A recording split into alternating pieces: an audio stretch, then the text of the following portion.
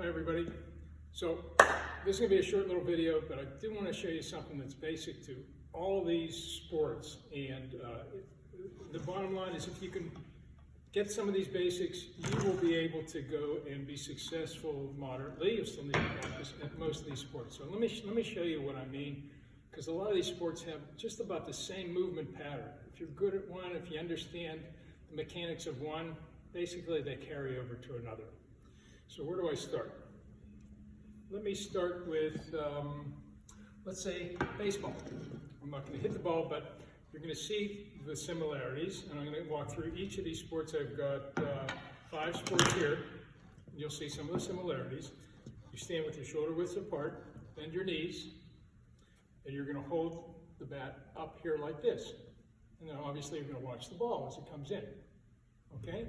That is not going to be too much dissimilar to throwing a lacrosse ball. Shoulder width apart, knees bent, and your stick is up here like this, ready to go ahead and step. Same thing. I didn't show you this in baseball, but in lacrosse it's the same thing. You're stepping, moving the stick like that. Okay? If we were hitting a golf ball, feet are shoulder width apart.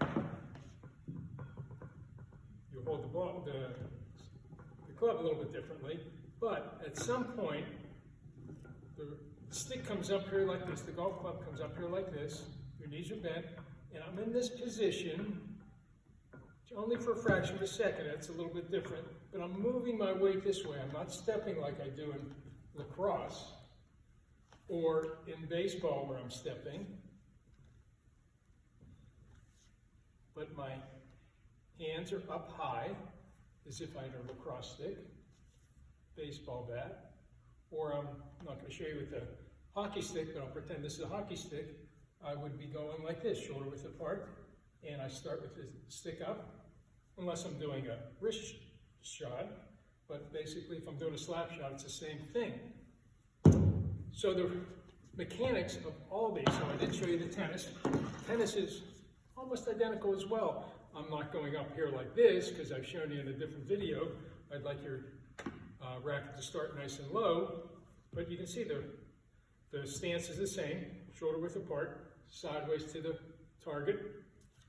Okay, and what I'm doing is I'm stepping.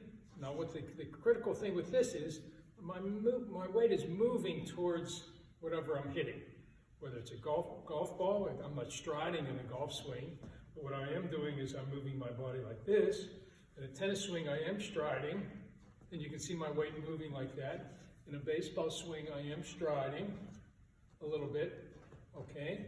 And the other thing that's very common in all these is how I work with my hips. So the force is generated from down all the way up, then lastly through the wrist. But you can see my hips will go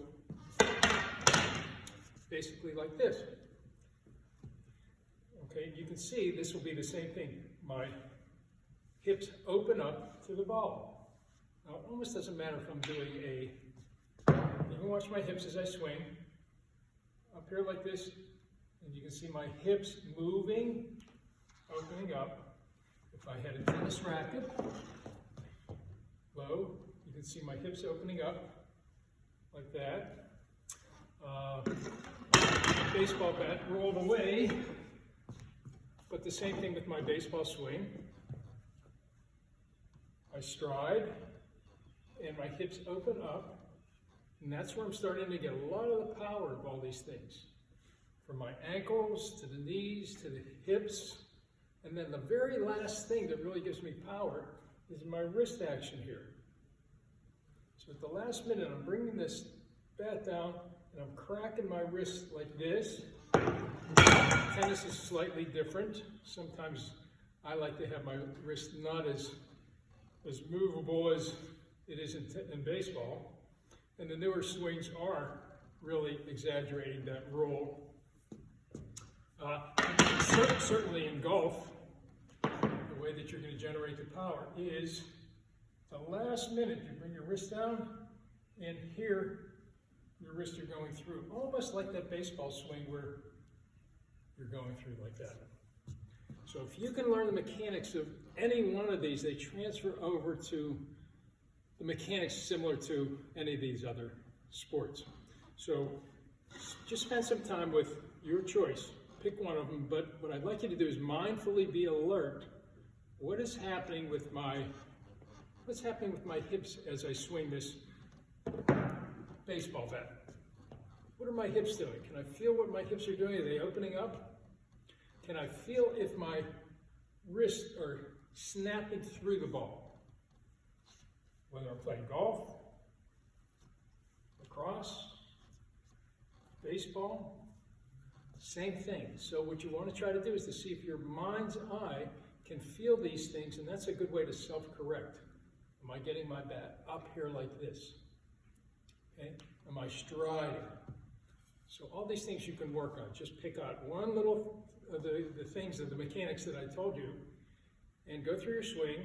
See if you can concentrate your mind on that part of the swing, and see if you can go ahead and correct it. Okay? Practice that. When you get back to school, you're going to see a big difference.